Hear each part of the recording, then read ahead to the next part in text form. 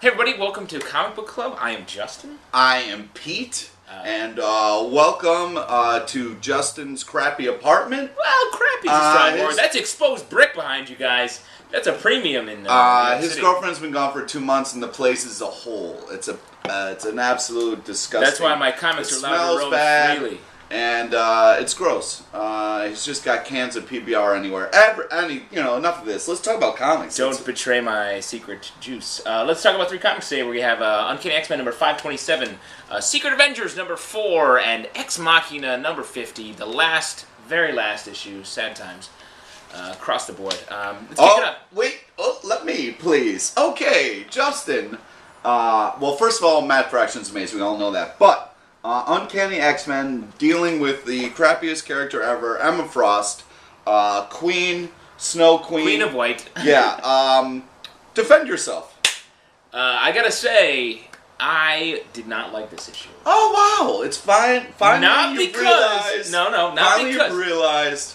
No, not because it's dealing with the White Queen. It's a character I think is great. I don't know you guys out there feel. Pete, strong opinion. I don't know. Pete has a problem with forceful women, willful women. That's not true. Yes, it is. It's not true at all. But this issue seemed just a little all over the place, not focused. If we're dealing with the Five Lights thing, like let's see these characters, let's see these new mutants sort of come into their powers. I don't understand why you just don't want to have a comic where it's Emma Frost and Namor eating sushi. I think that's awesome. You love this kind of stuff. I do. I think that's a great idea. It's just there wasn't enough time to deal with you it. Like, couldn't see all the sushi they were eating. You know, who was better using chopsticks. There's so much talk about like Namor sushi chef, and it's like, oh, okay, come on, let's get onto it.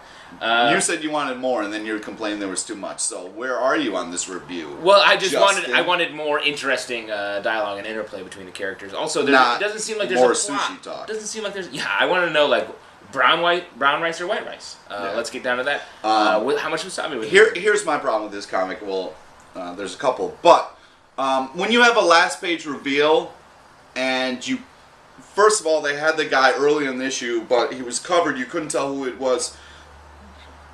Oops. Excuse me. It's a PBR. Oh wow. But yeah, eat that. Jeez. You've been farting this whole time, so now you can eat ladies a burp. and gentlemen, that's not true. Yeah, it is. Anyways, so if you can't tell who the guy is in reveal when you've seen him early in the comic, that's where I have a hard time. Well, most people knew that what the reveal was. I won't say the character's name, but I'm saying you have to do a better job when, or maybe I just suck. Let me know. Did you guys know who it was? I was like, wait, is that who I think it is? Kind of looked like Wolverine laying there. I was confused. You have to make it clear so I can get on board with what you're doing. To be fair, you see Wolverine laying all over the place. Everywhere you go, you're like, was that Wolverine? Yeah. It's tough living in the city because there's a lot of homeless guys who look like Wolverine, and I try to help them out, but yeah. You've given so much money to Pop Plus. Yeah. Let's move on. Secret Avengers number 4. This comic Brubaker is amazing. A lot of fun characters on a fun mission. The only problem is the comic itself is not fun. I feel like there's so much happening in one issue. It's like all of this different stuff, and I like it all, but I can't deal with it because it's so much. So it's like, let's spread it out. Like, let's have one issue dealing with this, maybe another one, because right now it's just like, what? Oh, Steve's doing this? Who's there? What? Nick Fury. Oh, Ant-Man. And you're like... You know what, Pete? I agree with you, because it was the idea of... Yeah, I know, it's weird. The idea of Steve Rogers putting on the Nova helmet, so fun, but we don't get to enjoy it at all. It's just all business. It's like reading the news highlights. And then there's a moment where you're like, oh my god, is this what Steve Rogers is, and then it's like, hey Steve, can I get the helmet back? And then it's over. And you're like, man, could I have lived in that little cool place for a little bit? Exactly. That's a weird part, because usually in comics you're like, oh, stop teasing me. But here's a moment where you wanted to be teased and it didn't happen. I like this team. I like Brubaker's writing. Yeah, the art's fantastic. Good. The art's fantastic. I just wish that we could relax into it a little more. And it's only the first story arc, so I imagine it'll get there. Yeah. But I'm excited to see where. And it's also weird to complain about too much action. Weird for me, you. yeah, for me. But still, it was a lot to take in. And again, I love it, and I like this stuff. And old Nick Fury, whose side is he on? He's got an eye patch, so, you know, that's mysterious. You don't know what's going on behind that patch. Yeah, the patch. That's a trick. Let's move on and talk about Ex-Machina number 50, the very last in a great comic book series. Sad to see it go. A lot of stuff, a lot of interesting stuff in this issue. Yeah, really interesting the way... I don't know, we could talk about this for like a half an hour. Yeah, the way the character turns in this issue is really interesting. And that's a weird choice because, like, you would think with the last issue, like, okay, let's honor all the great stuff that's happened. Yeah. You know what I mean? But all of a sudden you do this little twist with the character at the end where you're like, wait a second. Yeah. Have I been rooting for this guy the whole time? I mean, it's great. It's, Vaughn is pushing buttons, which is awesome. Which is great. Yeah, it's a great kind of thing to do as a writer.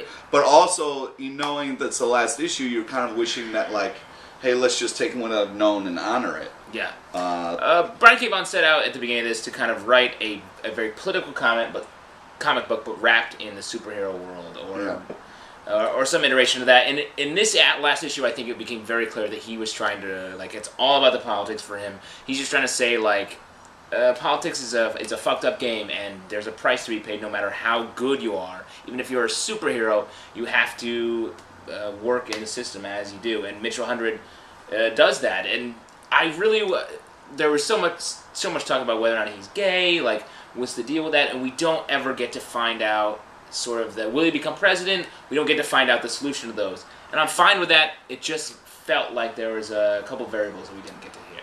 First of all, if I would like to say, you've been drinking a lot. I know your girlfriend's out of town, but try not to swear just because, you lose all your morals. This is my man cave. Okay, fine. Anyways, and then in the last issue, it got a little meta with the commenting on comics and all that kind of stuff, which is fun. That's cool.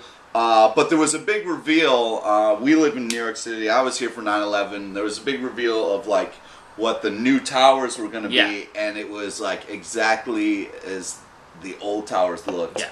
And I was like, oh, that is so powerful and so awesome. I agree with you. I wish that was happening in real life. I don't want to get political about this, but it brought up such emotion in me that it was kind of like, oh my God, that would be so cool.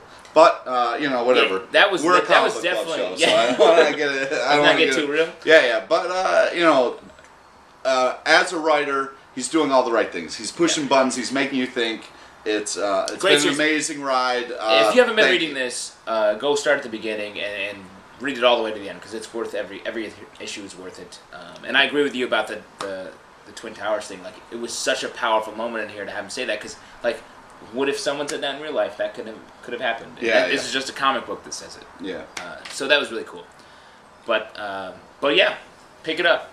Yeah, and hopefully your girlfriend comes back soon. Thank everybody for watching. I hope my girlfriend comes back soon. Yeah, from Canada. My girlfriend from Canada. She's real. Yeah, sure she is.